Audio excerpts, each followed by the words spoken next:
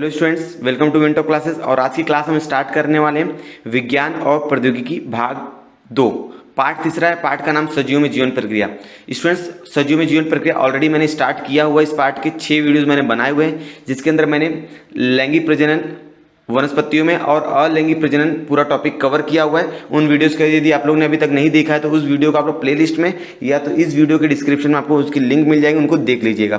तो आज का हमारा टॉपिक है मनुष्य में लैंगिक प्रजनन, sexual reproduction in human being. ठीक है स्टूडेंट्स, तो इस वीडियो स्टार्ट करने से पहले स्टूडेंट्स, यदि आप लोगों ने अभी चैनल को सब्सक्राइब नहीं किया तो प्लीज़ चैनल को सब्सक्राइब कर दीजिए। और चलिए हम इस वीडियो को स्टार्ट करते हैं।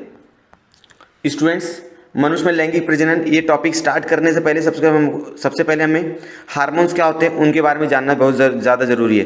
हार्मोन्स हमको समझ में आ जाएगा तो आगे के सारे टॉपिक्स हमको समझने में थोड़ा सा आसान लगेगा। हार्मोन यह ग्रंथि रस है, ग्रंथियों से निकलता। हमारे शरीर में बहुत सारी ग्रंथियाँ होती हैं। ठीक है, आप लोगों को मालूम, हमारा पाचन संस्थान 2 चीज़ से मिलकर बना होता है, पाचन ग्रंथि और आहार नाल, इनसे मिलकर बना हुआ है। तो पाचन ग्रंथियों से हार्मोन्स निकले जाते हैं, बराबर। ये कार्बनिक पदार्थ होते हैं जो सजीव में जैव रासायनिक अभिक्रिया या वृद्धि, विकास और प्रजनन करने के लिए मदद करते हैं। जैव रासायनिक प्रक्रिया करने के लिए, वृद्धि करने के लिए, विकास करने के लिए, प्रजनन करने के लिए, यहाँ तक कि हमारे नियंत्रण और समन्वय स्थापित करने के लिए भी हार्मोन्स का उपयोग किया जाता है। आपने कक्षा 9वीं में पढ़ा होगा कि वनस्पतियों में 4 प्रकार के हार्मोन्स होते हैं, वृद्धि करने के लिए, वृद्धि रोकने के लिए। तो उसी तरह हमारे शरीर में भी हार्मोन्स होते हैं जो हमारे शरीर को क्या करते हैं, कंट्रोल करते हैं।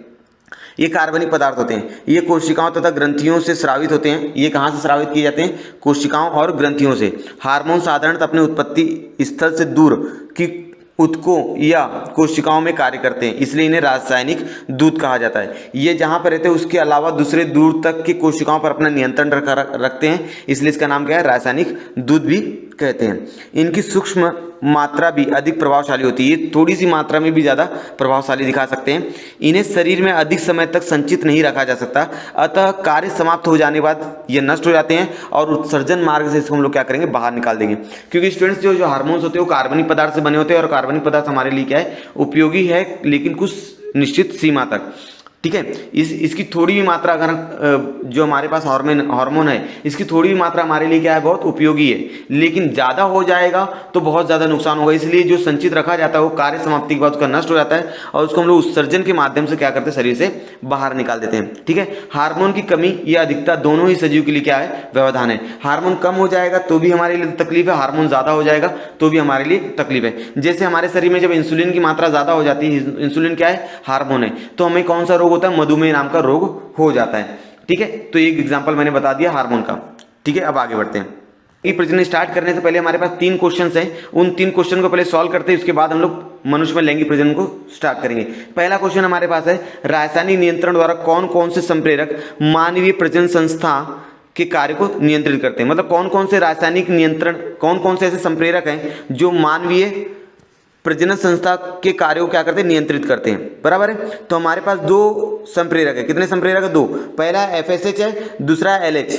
ये दोनों संप्रेरक के वजह से जो पुरुषों में टेस्टोस्टेरोन पाया जाता है, ठीक है, लैंगिक प्रजनन में टेस्टोस्टेरोन पाया जाता है, और महिलाओं में क्या पाया जाता है? प्रोजेस्टेरोन और एस्ट्रोजन। ये संप्रेरक का निर्माण करने के लिए हम लोग FSH और LH का उपयोग होता है। पुरुषों में LH या ICHS CH और इंटरस्टिशियल सेल स्टिमुलेटिंग हार्मोन के रूप में जाना जाता है, क्योंकि पुरुषों के शरीर में इसका कार्य भिन्न होता है। पुरुष और स्त्री जनन ग्रंथियों से हार्मोन का स्राव होता है। पुरुष और स्त्री की जनन ग्रंथियां होती हैं, उनसे क्या होता है? हार्मोन का स्राव होता है। जैसे पुरुषों में पेनिस होता है और स्त्रियों में क्या होता है? गर्भाशय होता है। वहां से हार्मोन्स का क्या होता है? स्राव होता है। पेनिस और गर्भाशय क्या होता है? आगे की वीडियो में लोग देखेंगे। यहाँ यह हार्मोन पुरुष और स्त्री के प्रजनात्मक कार्य में क्या करते हैं? नियंत्रण करते हैं। ये जो LH है और FSH है, ये दोनों प्रजनात्मक कार्य, प्रजनन करने में क्या करते हैं? मदद करते हैं स्त्री और पुरुष के अंदर। इन हार्मोन में से टेस्टोस्टेरोन हार्मोन पुरुष के विषण में से स्रावित होता है। जो टेस्टोस्टेरोन होता है वह पुरुष के विषण में से तैयार होता है, बराबर। और स्त्रियों में एस्ट्रोजन और प्रोजेस्टेरोन ये अंडाशय में से तैयार होता है, बराबर। और इनको निर्माण करने में कौन मदद करता है? FSH और LH। ये 2 हार्मोन है जो टेस्टोस्टेरोन पुरुषों में और एस्ट्रोजन और प्रोजेस्टेरोन ये महिलाओं में या स्त्रियों में तैयार करने में मदद करता है। और कौन तैयार करता है? अंडाशय तैयार करता है। और यहाँ पर कौन तैयार करता है? विषण तैयार करता है, बराबर है क्या? चलिए अब पुरुष में शुक्राणु उत्पादन के लिए टेस्टोस्टेरोन हार्मोन की आवश्यकता होती है। अगर पुरुषों में शुक्राणु तैयार करना है तो उसके लिए कौन सा हार्मोन चाहिए? टेस्टोस्टेरोन चाहिए। टेस्टोस्टेरोन क्या करेगा? शुक्राणु का उत्पादन करेगा। बराबर, इनको याद रखिएगा। और स्त्रियों मातृत्व प्राप्त करने के लिए, मातृत्व माता बनने के लिए उसको एस्ट्रोजन और प्रोजेस्टेरोन हार्मोन का उसके शरीर में उत्पन्न होना बहुत ज़्यादा जरूरी है। यदि किसी स्त्री को माता बनना है तो उसके शरीर में एस्ट्रोजन और प्रोजेस्टेरोन का स्राव होना बहुत ज़्यादा जरूरी है। बराबर, यहाँ तक समझ में आ गया स्टूडेंट्स? चलिए अब आगे बढ़ते हैं। आपके सामने स्टूडेंट्स, पुरुषों और स्त्रियों में कौन से संप्रेरक हैं जो उम्र के अनुसार शरीर में होने वाले परिवर्तन के लिए उत्तरदायी होते हैं? तो पुरुषों और स्त्रियों में कौन से ऐसे संप्रेरक है जो उम्र के अनुसार जो परिवर्तन आता है हमारे शरीर में, हमारी वृद्धि में, उसके लिए जिम्मेदार होते हैं? तो पुरुष के शरीर में टेस्टोस्टेरोन होता है और स्त्रियों के शरीर में एस्ट्रोजन हार्मोन। पुरुष के शरीर में टेस्टोस्टेरोन और स्त्रियों के शरीर में एस्ट्रोजन। इसकी वजह से हमारे शारीरिक परिवर्तन में क्या आता है? परिवर्तन आ, जैसे आप लोग पुरुषों को देखे होंगे, जब तक वो 16 साल से या 15 साल से छोटे होते हैं उनको दाढ़ी मूंछ नहीं आती है, लेकिन ये टेस्टोस्टेरोन के माध्यम से उनकी आवाज़ें कर्कश हो जाती है, उनमें दाढ़ी और मूंछ आ जाती है टेस्टोस्टेरोन के माध्यम से। एस्ट्रोजन के माध्यम से आपने देखा होगा स्त्रियों के जो लिंग होते हैं, ठीक है, वो उनका विकास होने लग जाता है, ठीक है, उनके बॉडी में अलग अलग परिवर्तन आने लग जाते हैं। तो यही दो हार्मोन्स है जो स्त्री और पुरुष के शारीरिक परिवर्तन में क्या करते हैं? उत्तरदायी भूमिका निभाते हैं। ठीक है, अब अगला क्वेश्चन आपके सामने, विवाह के समय लड़कियों की आयु कम से कम 18 वर्ष तथा लड़कों की आयु कम से कम 21 वर्ष होनी चाहिए। ऐसा क्यों? स्टूडेंट, जब तक जो लड़कियां होती है या स्त्रियां होती है, जब तक वो 18 साल तक की होती है तब तक उनके जो प्रजनन अंग है वो पूरी तरह से विकसित नहीं होते हैं। जो प्रजनन अंग है वह पूरी तरह से विकसित नहीं होते, उनके शारीरिक और भावनात्मक रूप से पूरी तरह परिपक्व नहीं हो पाते, उनके प्रजनन संस्थान पूरी तरह से विकसित नहीं होते। और 18 साल के बाद उनका शारीरिक और भावनात्मक जो परिपक्वता होती है वह पूरी हो जाती है। इसलिए लड़कियों का 18 साल और उसी प्रकार लड़कों में जब तक लड़के 21 साल के नहीं होते तब तक वो शारीरिक रूप से, भावनात्मक रूप से उनकी प्रजनन जो इंद्रियां वो सही से विकसित नहीं हो पाती हैं। तो लड़कों की जो उम्र होती है वो 21 साल होती है। समझ में आ गया क्या? चलो, यहाँ पर पहला पॉइंट लिखा है, लड़कियों के शरीर 18 वर्ष तक आयु तक नहीं हो पाती है। लड़कियों शरीर की वृद्धि जो होती है 18 साल तक की उनकी वृद्धि पूरी नहीं हो पाती ताकि वो लोग शादी कर सके और बच्चे को जन्म दे पाए, वो उतने लायक नहीं हो पाते हैं। ठीक है, उनके 18 वर्ष की आयु होने तक शारीरिक भावनात्मक परिपक्वता का विकास नहीं हो पाता है। इसलिए 18 वर्ष की आयु पूर्ण होने तक लड़कियां विवाह तथा गर्भ धारण करने के योग्य नहीं होती। जब तक उनकी 18 साल आयु ना हो जाए तब तक वो विवाह करने और गर्भ धारण मतलब बच्चे को जन्म देने के योग्य नहीं हो पाती है। इसलिए 18 साल लड़कियों के लिए कम होता है विवाह के लिए। तब अब आगे देखते हैं लड़कों का। तो इस प्रकार लड़कों का आयु 21 वर्ष होने पर उनके शरीर का पूर्ण वृद्धि हो जाता है। जब लड़के 21 साल को जाते हैं तो उनके शरीर का पूरी तरह से विकास हो जाता है। अतः विवाह के बाद पति पत्नी स्वास्थ्य उत्तम बने रहें, इस उद्देश्य से विवाह के लिए लड़कियों की आयु 18 साल रखी गई है और लड़कों की आयु क्या रखी गई? 21 साल। समझ में आ गया क्या आप लोग को? चलिए अब हम लोग पाठ को शुरू करते हैं। हम लोग टॉपिक हमारा स्टार्ट करना है मानवीय पुरुष प्रजनन संस्थान। तो मानवीय पुरुष प्रजनन संस्थान में वो 4 टॉपिक्स को क्लियर करना है। सबसे पहले हम लोग पढ़ेंगे विषण के बारे में, उसके बाद हमारा अगला टॉपिक रहेगा नलिका। बहुत सारी नलिकाएं जुड़ी होती है यहाँ पर हम लोग पढ़ने वाले नलिका। और उसके बाद तीसरा टॉपिक हमारा रहने वाला है ग्रंथियाँ। बहुत सारी ग्रंथियाँ रहती हैं, ग्रंथियाँ। उसके बाद हम लोग देखेंगे शिश्न, ठीक है, जिसको पेनिस कहते हैं।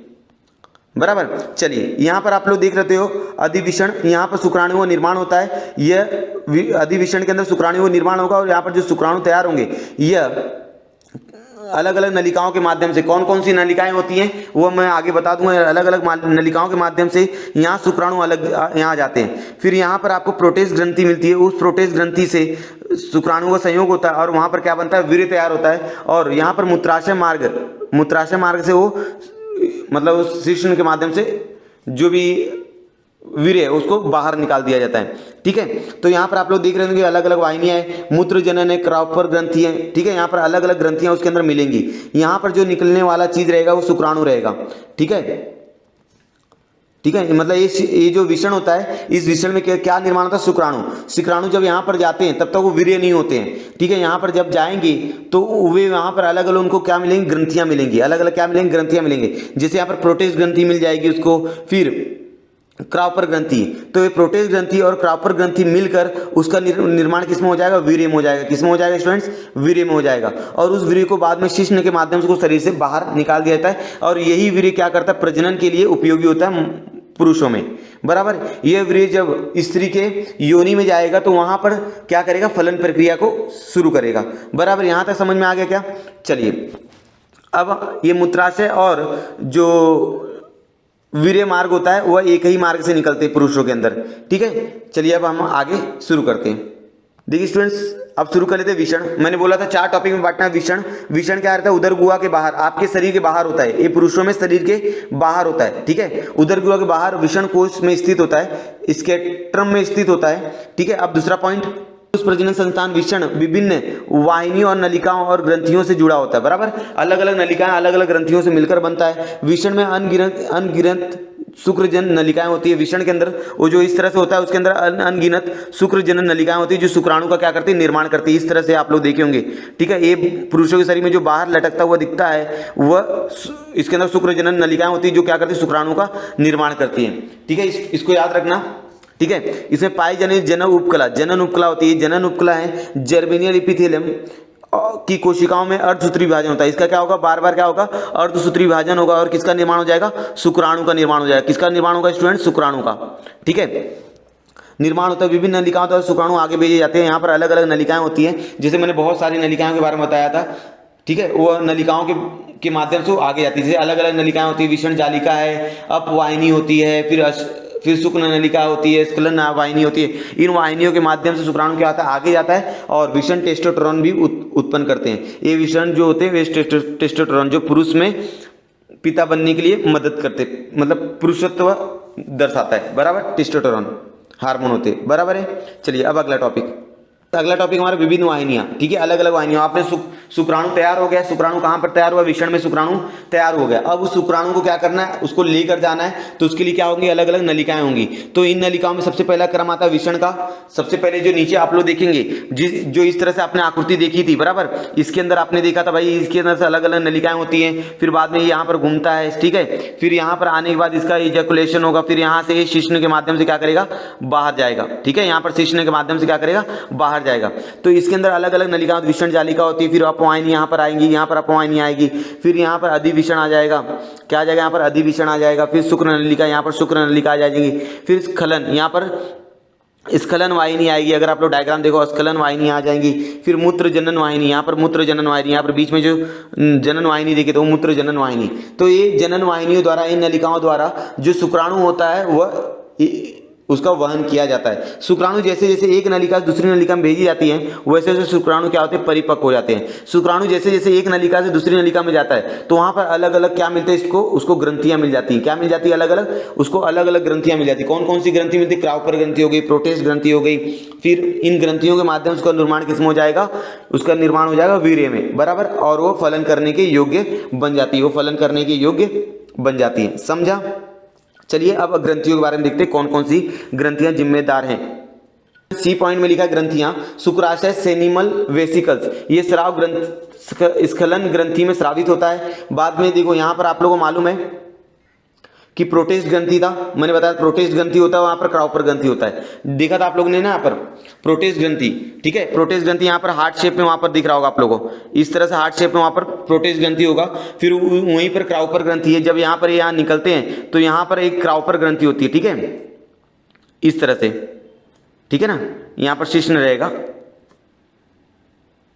ठीक है। यहाँ पर क्राउपर ग्रंथि है और यहाँ पर क्या, प्रोटेस्ट ग्रंथि है। ये दोनों ग्रंथियां मूत्र जनन नलिका में स्रावित होते हैं। मूत्र जनन नलिका, यहाँ से मूत्र निकलता है, उस मूत्र जनन नलिका में स्रावित होते हैं। और ये सभी स्राव शुक्राणु, ये जितने भी स्राव हैं, मतलब क्राउपर ग्रंथि जो दिया और प्रोटेस्ट ग्रंथि ने जो भी स्राव दिए, इन स्राव और ये शुक्राणु मिलकर क्या बनाते हैं, वीर्य बनाते हैं। क्या बनाते हैं स्टूडेंट्स, वीर्य बनाते हैं, बराबर। और यही वृत्त वीर्य आगे जाके फलन का कार्य करेगा। अब शिश्न, ये शिश्न पुरुषों में बाहर की तरफ पाया जाता है, ठीक है, और महिलाओं में जो प्रजनन अंग है वो अंदर की तरफ है। और ये बाहर की तरफ क्यों है, इसका एक कारण है, क्योंकि शिश्न का जो टेम्परेचर होता है, जो शुक्राणु वीर्य का जो टेम्परेचर होता है, वो हमारे शरीर के टेम्परेचर से क्या होना चाहिए, कम होना चाहिए। कम से कम 2 से 3% टेम्परेचर उसका क्या होना चाहिए, हमारे शरीर से कम होना चाहिए। क्योंकि हमारे शरीर का जितना टेम्परेचर है, उतने टेम्परेचर पर वीर्य नहीं जी सकता, रह नहीं सकता, उसकी जीवन काल नहीं रहेगा। तो उसका टेम्परेचर हमारे शरीर के टेम्परेचर से 2 से 3% कम होना चाहिए। इसलिए शिश्न को शरीर से बाहर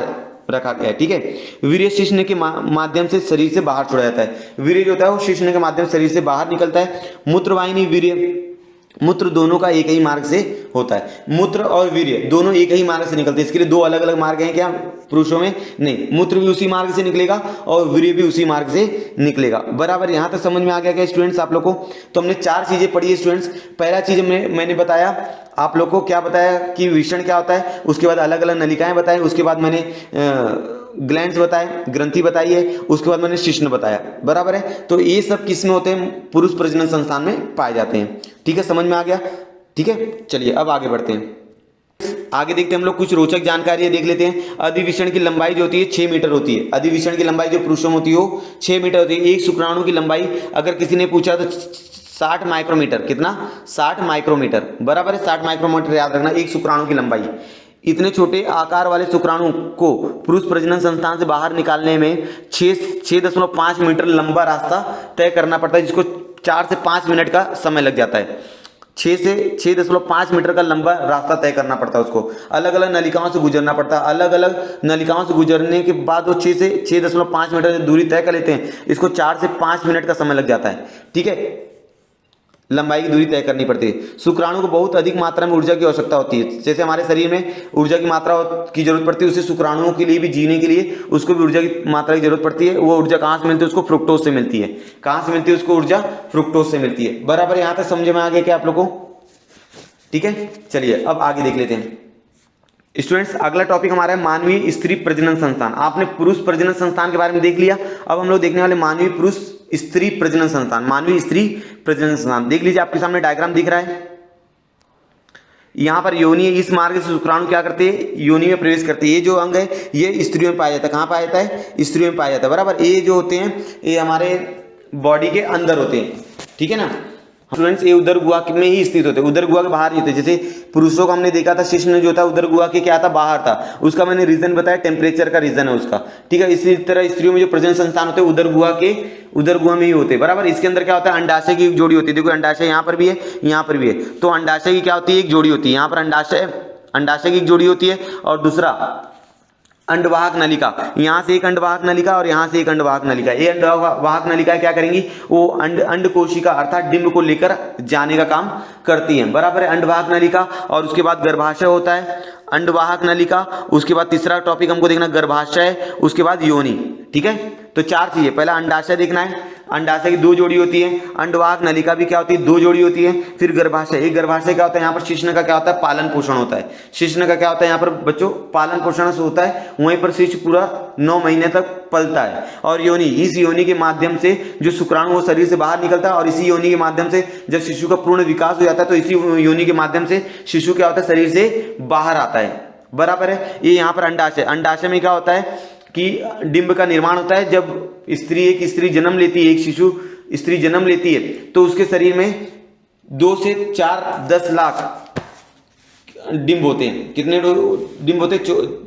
2 से 4 10 लाख इतने डिंब पाए जाते हैं। बराबर है, वे डिंब हर महीने एक डिंब उनके अंड नलिका माध्यम से कहाँ पर? गर्भाशय में आ जाता है। जब उसका फलन हो जाएगा तो वो उसका निर्माण शिशु में हो जाएगा। अगर उसका फलन नहीं होगा तो वो क्या हो जाएगा? म्यूकस के माध्यम से या रक्त के माध्यम से शरीर से बाहर निकाल दिया जाता है उसकी, जिसको हम लोग क्या कहते हैं? मासिक धर्म कहते हैं। क्या कहते हैं इसको? मासिक धर्म कहा जाता है। बराबर है, चलिए तो हमको आप लोगों को यहाँ तक समझा होगा सारी चीजें। तो अंडाशय क्या काम करता है? अंडाशय काम करता है हमारा अंड कोशिका का निर्माण करना, डिंब का निर्माण करना और एस्ट्रोजन और प्रोजेस्टेरोन का क्या करना? स्राव करना, एस्ट्रोजन और प्रोजेस्टेरोन तैयार करना। बराबर है, ठीक है यहाँ तक। तो एस्ट्रोजन तैयार होगा। ये एस्ट्रोजन क्या है? महिला को माता बनने में क्या करता है? वो हार्मोन है। माता बनने के लिए जो हार्मोन उपयोगी होते हैं उसे क्या कहते हैं? एस्ट्रोजन कहा जाता है। बराबर है, चलो अंडवाहक नलिका क्या करेंगी? ये जो डिंब रहेंगे वो डिंब का संवहन करने का काम करती है। उसके बाद मैंने बताया गर्भाशय क्या काम करेगा? गर्भ मतलब जो छोटा शिशु रहेगा उसका वृद्धि और विकास करने में क्या करेगा? वहां पर मदद करेगा और जन्म की प्रक्रिया पूरा संपन्न करेगा। बराबर है, 9 महीने तक बच्चा वहीं पर रहता है। योनि, संभोग के समय मतलब यहीं से शुक्राणु क्या करता है? अंदर प्रवेश करता है। यहीं से शुक्राणु क्या करेगा? अंदर प्रवेश करेगा और जब शिशु तैयार हो जाएगा तो उस शिशु को भी इस योनि के माध्यम से क्या करते हैं? बाहर निकाल दिया जाता है। फिर बार्थोलिन ग्रंथि होती है। बार्थोलिन ग्रंथि क्या करता है? इसकी दीवारों पर क्या करता है? संरक्षण प्रदान करता है। एक बार्थोलिन ग्रंथि होती है स्टूडेंट्स, इनके अंदर गर्भाशय में बार्थोलिन ग्रंथि पाई जाती है, वो बार्थोलिन ग्रंथि क्या करेगा, गर्भाशय की सुरक्षा करता है। ठीक है, यहां तक समझा है क्या? चलिए अब इसका थ्योरी देख लेते हैं। देखिए स्टूडेंट, थ्योरी क्या है इसका? पहला पॉइंट, स्त्री प्रजनन संस्थान में पाए जाने वाले सभी अंग उदर गुहा में स्थित होते हैं। ये उदर गुहा के बाहर होते हैं क्या? नहीं, ये उदर गुहा के बाहर नहीं होते, उदर गुहा के अंदर होते हैं। जैसा आप लोगों ने देखा कि मनुष्य के अंदर मतलब मानव प्रजनन संस्थान में जो प्रजनन संस्थान है वो उदर गुहा के क्या था? बाहर था। ठीक है, इसके अंदर उदर गुहा के अंदर होता है। अब आगे एक जोड़ी होती है, आप लोगों ने देखा अंडवाहक नलिका की एक जोड़ी होती है, फिर गर्भाशय होता है, फिर योनि होता है, ये 4 जन होते हैं। ठीक है, सामान्यतः हर महीने में एक डिंब आता है, मैंने बताया हर महीने में क्या होता है? एक डिंब आता है, एक एक अंडाशय के बारी बारी से उदर गुहा में छोड़ी जाती है, उदर गुहा में छोड़ दिया जाता है। अंड नलिका सिरे का भाग एक वायुकोष्ठी जैसा होता है, वायुकोष्ठी जैसा फूला हुआ भाग रहेगा, उसके अंदर एक छिद्र रहेगा, उसके मध्य भाग में क्या रहेगा? छिद्र रहेगा। उस छिद्र में अंड कोशिका अंडवाहक नलिका में प्रवेश करती है। जो अंड कोशिका है अंडवाहक नलिका में क्या करती है? प्रवेश करती है। अंडाशय में एक छिद्र रहेगा, इस छिद्र में से जो अंड कोशिका है वो अंडवाहक नलिका में क्या कर देगी? प्रवेश कर लेगी। अंडवाहक नलिका का आंतरिक पृष्ठ रोमक होता है, बहुत मुलायम होता है। ठीक है, ताकि वो जो डिंब है उनको आसानी से लेकर जाया जा सके। ये रोमक अंड कोशिकाओं को गर्भाशय की ओर ढकेलते हैं। ये जो रोमक होते हैं ये डिंब को गर्भाशय की ओर क्या करेगा? ढकेलेगा। बराबर, यहां तक समझा है क्या आप लोग को? चलिए अब आगे देखते हैं। जैसे अंग के कार्य देख लीजिए हम लोग। अंडाशय का कार्य क्या है हमारे पास स्टूडेंट्स? उत्पत्ति, स्त्री हार्मोन तैयार करना। अंड नलिका क्या काम करेगी? अंड कोशिका और गर्भाशय का संवहन करना, मतलब अंड कोशिका का गर्भाशय तक क्या करना? संवहन करना। अंड कोशिका जो तैयार हुई है, जो अंडाशय में अंड कोशिका तैयार हुई है, उसको गर्भाशय तक लेकर आने काम कौन करेगा? अंड नलिका काम करेगी। गर्भाशय आपको मालूम है गर्भ की वृद्धि, गर्भ मतलब शिशु की वृद्धि और विकास करेगा, शिशु के जन्म की प्रक्रिया करेगा। ये और योनि संभोग मतलब प्रजनन के समय जब माता और पिता का मिलाप मतलब संयोग होता है तो उसे हम लोग क्या बोलते हैं? संभोग कहते हैं। ठीक है, शिशु जन्म का मार्ग, शिशु इसी मार्ग से बाहर आता है। बार्थोलिन ग्रंथि क्या काम करती है? मैंने बताया कि योनि का श्रेहन करना और संरक्षण प्रदान करना योनि को। बराबर, यहां तक समझ में आ गया क्या? चलिए अब तो स्टूडेंट्स इस वीडियो में आज के लिए इतना ही करेंगे। आज हमने क्या देखा? पुरुष प्रजनन संस्थान देखा और स्त्री प्रजनन संस्थान देखा। पुरुष प्रजनन संस्थान में हमने क्या देखा सर? स्टूडेंट्स देख लीजिए एक बार और रिवीजन कर लेता हूं मैं। पुरुष प्रजनन संस्थान में देखा था बच्चों, यहाँ पर विषण होता है, इस विषण के अंदर शुक्राणु तैयार होते हैं। बाद में इस शुक्राणु इस नलिका द्वारा, अलग अलग नलिकाएं होती, बहुत सारी नलिकाएं होती, उन नलिकाओं द्वारा शुक्राणु एक जगह दूसरी जगह जाता है। वहां पर अलग अलग ग्रंथियां होती हैं, जैसे प्रोटेस्ट ग्रंथि हो गई और क्राउपर ग्रंथि हो गई। ग्रंथियों के माध्यम से उसका निर्माण किसमें हो जाता है? वीर्य में हो जाता है। बराबर, और वीर्य क्या होता है? ये जो मूत्र नलिका होती है, मूत्र नलिका के द्वारा बाहर निकाला जाता है। यहाँ पर वीर्य तैयार हो गया, तो यहाँ पर जनन कोशिकाएं होती, क्या होती है? शुक्र जनन कोशिकाएं। उस शुक्र जनन कोशिकाओं में क्या होता है? अर्धसूत्री विभाजन होकर शुक्राणु तैयार होता है। ये शुक्राणु आगे नलिकाओं द्वारा जाते हैं और आपको मालूम ग्रंथियों का मिलाप होकर यहाँ पर वीर्य बनता है। अब वीर्य यहाँ पर तैयार हो चुका है। बराबर, अब स्त्रियों में क्या होता है? उसी प्रकार स्त्रियों में ये अंडाशय क्या करेगा? डिंब का निर्माण करेगा। इसके अंदर एक छिद्र रहेगा, इस छिद्र के माध्यम से जो डिंब है ये अंडवाहक नलिका द्वारा लेकर जाया जाएगा। अंडवाहक नलिका क्या करेगी? यहाँ से डिंब लेगी और उसको कहाँ पर लेकर आएगी? गर्भाशय की दीवारों पर लाके उसको छोड़ देगी।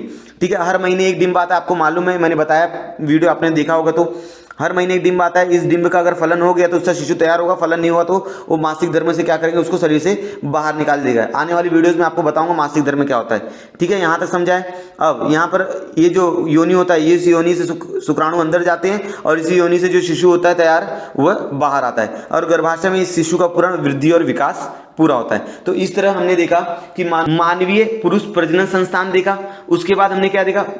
मानवीय स्त्री प्रजनन संस्थान देखा। इन दोनों प्रजनन संस्थान के बारे में डिस्कस किया, अलग अलग उसके जो भी भाग होते हैं इन भागों के बारे में बताया मैंने। अब वहां से शुक्राणु तैयार हुआ है, यहाँ पर डिंब तैयार हुआ है। अब जो आगे की प्रक्रिया है युग्माणु निर्माण और फलन, ये दोनों प्रक्रियाएं अगली वीडियो में बना दूंगा, क्योंकि ये वीडियो में बताऊंगा तो वीडियो बहुत लंबा हो जाएगा। तो हम लोग आज की वीडियो में बस करते हैं, मिलते हैं नेक्स्ट वीडियो में युग्माणु निर्माण और फलन प्रक्रिया के साथ। अगर आपको वीडियो पसंद आई है तो आपके दोस्तों के साथ वीडियो को शेयर कीजिए, लाइक कीजिए। अभी तक चैनल को सब्सक्राइब नहीं किया तो प्लीज सब्सक्राइब कर दीजिए। हम लोग मिलते हैं नेक्स्ट वीडियो में, तब तक के लिए धन्यवाद।